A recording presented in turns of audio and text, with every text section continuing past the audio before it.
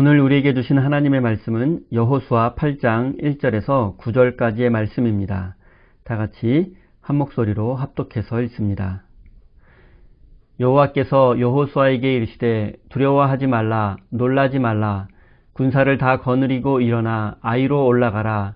보라, 내가 아이 왕과 그의 백성과 그의 성읍과 그의 땅을 다 내 손에 넘겨 주었으니 너는 여리고와 그 왕에게 행한 것 같이 아이와 그 왕에게 행하되 오직 거기서 탈취할 물건과 가축은 스스로 가지라.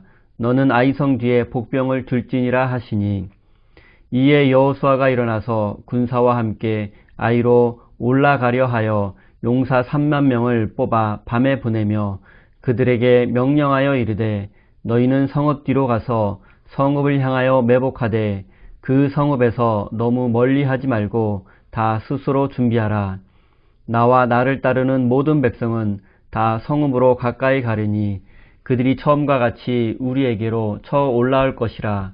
그리할 때에 우리가 그들 앞에서 도망하면 그들이 나와서 우리를 추격하며 이르기를 그들이 처음과 같이 우리 앞에서 도망한다 하고 우리의 유인을 받아 그 성읍에서 멀리 떠날 것이라. 우리가 그들 앞에서 도망하거든 너희는 매복한 곳에서 일어나 그 성읍을 점령하라. 너희의 하나님 여호와께서 그 성읍을 너희 손에 주시리라. 너희가 그 성읍을 취하거든 그것을 불살라 여호와의 말씀대로 행하라. 보라, 내가 너희에게 명령하였느니라 하고 그들을 보내매 그들이 매복할 곳으로 가서 아이 서쪽 베델과 아이 사이에 매복하였고 여호수아는 그 밤에 백성 가운데에서 잤더라. 아멘. 하나님께서 이 말씀을 통하여 우리에게 은혜 주시기를 원합니다. 하나님의 크신 사랑과 은총이 여러분의 삶에 함께 하시기를 빕니다. 오늘은 아이성 정복, 작전상 후퇴라는 제목으로 함께 하나님의 말씀을 나누도록 하겠습니다. 지금 이스라엘 백성들은 불안과 두려움으로 가득 차 있습니다. 불확실한 미래와 알 수 없는 운명으로 인해서 갈팡질팡하고 있습니다. 여리고성을 정복했을 때만 해도 그들은 장밋빛 미래를 꿈꾸며 자신감으로 가득 차 있었습니다. 하지만 지금은 아이성에서의 패배를 경험했고 자신들의 형제인 아간을 아골 골짜기에서 처형한 후였습니다. 이로 인해서 이스라엘 백성들뿐만 아니라 여호수아까지도 두려움에 빠지고 말았습니다. 모두가 두려움에 빠져 있을 때 하나님은 두려워하지 말고 다시 아이성과의 전투를 시작하라고 말씀하셨습니다. 내가 너희에게 승리를 약속해 줄 테니 다시 싸우라는 것입니다. 그리고 오늘 본문 말씀에는 여호수아와 이스라엘 백성들이 하나님의 약속을 믿고 다시 아이성을 정복하는 과정이 담겨 있습니다. 우리가 인생을 살아가다 보면 크고 작은 실패를 경험하게 됩니다. 하지만 이유 없는 실패는 없습니다. 이유를 모르는 실패가 있을 뿐입니다. 아이성 패배도 마찬가지로 이유 있는 실패였습니다. 첫째는 아간이 하나님의 것을 도둑질했기 때문이고, 둘째는 이스라엘 백성들의 지나친 자신감과 교만 때문이었습니다. 인간이라는 존재가 항상 겸손함을 유지하기 어려운 존재라는 생각이 듭니다. 이스라엘 백성들도 처음에 요단강을 건너고 여리고성을 정복했을 때에는 하나님의 말씀에 순종하며 겸손함을 유지했습니다. 그런데 하나님의 도우심으로 여러 차례 기적적인 승리를 거둔 후에는 교만에 빠지고 말았습니다. 마치 자신들이 거둔 승리가 자신들의 능력 때문이라고 생각하게 된 것입니다. 그래서 아이성을 공격했을 때에는 자신들의 능력을 과대평가하고 적들을 얕잡아 보게 된 것입니다. 마치 자신들이 하나님의 능력을 소유한 것처럼 여기며 교만에 빠진 백성들은 패배하고 실패할 수밖에 없었습니다.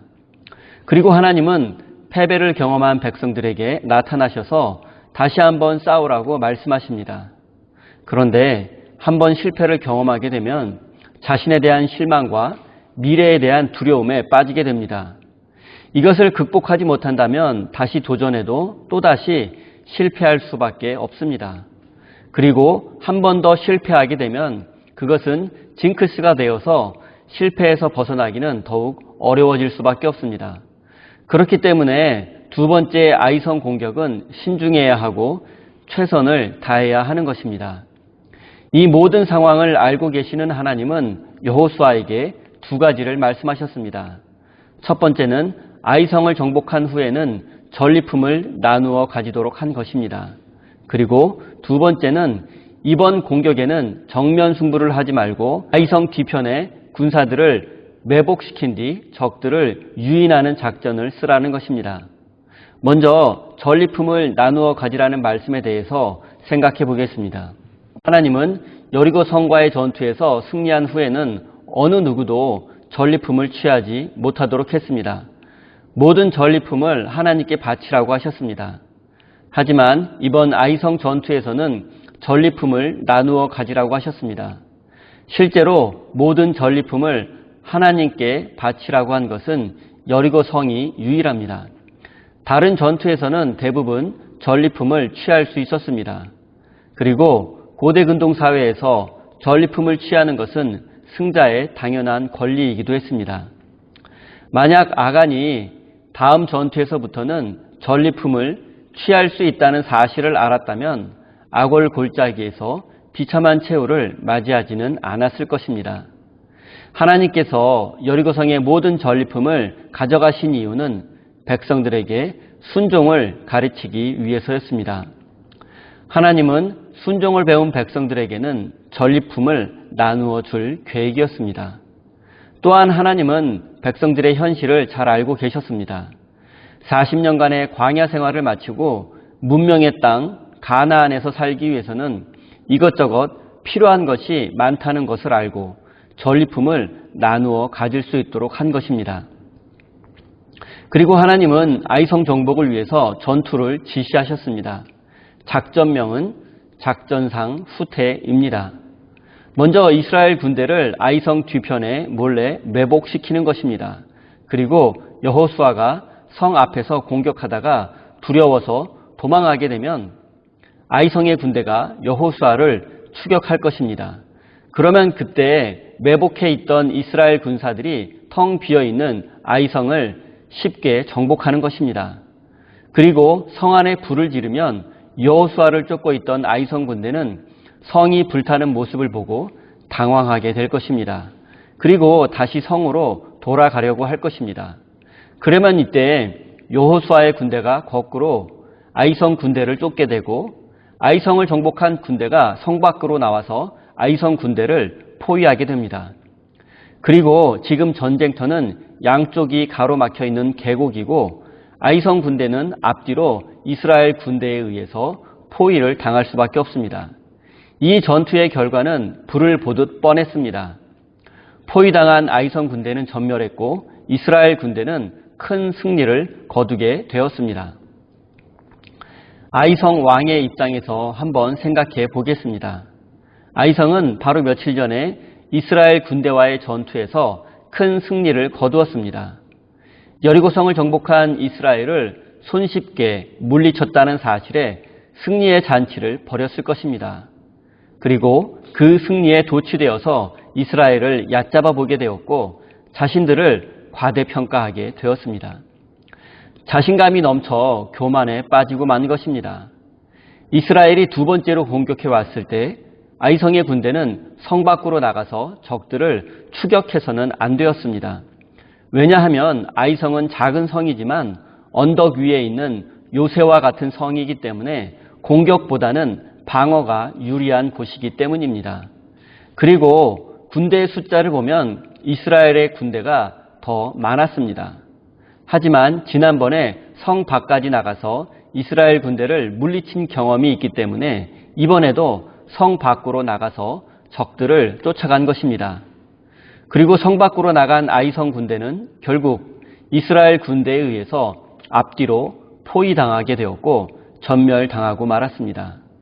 만약 아이성 군대가 성문을 굳게 걸어 잠그고 성을 지켰더라면 아이성은 결코 쉽게 무너지지 않았을 것입니다.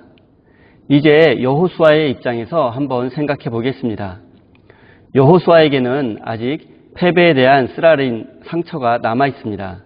그리고 이번에는 그 상처를 이용한 작전을 준비했습니다. 그것은 바로 작전상 후퇴입니다. 한 번의 패배를 경험한 이스라엘 군대는 두려움에 사로잡혀 있을 것이고 반대로 승리한 아이성의 군대는 사기가 충천해 있을 것입니다. 그리고 여호수아는 이 상황을 이용했습니다. 이스라엘 군대가 다시 아이성 앞에 싸우다가 도망치게 되면 사기 충천한 적들은 곧장 성문을 열고 이스라엘 군대를 추격할 것이라고 생각한 것입니다. 그래서 적들이 성 밖으로 나오게 되면 그때 성을 정복하기 위해서 성 뒤편에 몰래 군사들을 매복시켜둔 것입니다. 그러니까 적들을 성 밖으로 유인하기 위해서 작전상 후퇴를 결정한 것입니다. 그런데 여호수아에게는 또 하나의 두려움이 있었습니다. 그것은 이번에도 실패하면 어쩌나라는 두려움입니다. 여호수아는 최선을 다해 작전을 짜고 전투를 준비했습니다. 그런데 만약 아이성 군대가 성 밖으로 나오지 않는다면 그 모든 것은 수포로 돌아가고 맙니다.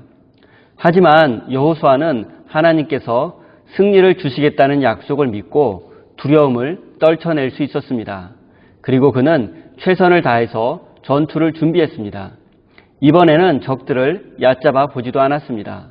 그는 3만 명이나 되는 엄청난 수의 군사들을 아이성 뒤편에 성공적으로 매복시켰고 또 아이성과 가까이에 있는 베델성에서 원군이 올 것을 대비해서 아이성과 베델성 사이에 5천 명의 군사를 숨겨두기도 했습니다. 그리고 자신이 직접 아이성 앞으로 가서 적들을 유인해 내었습니다.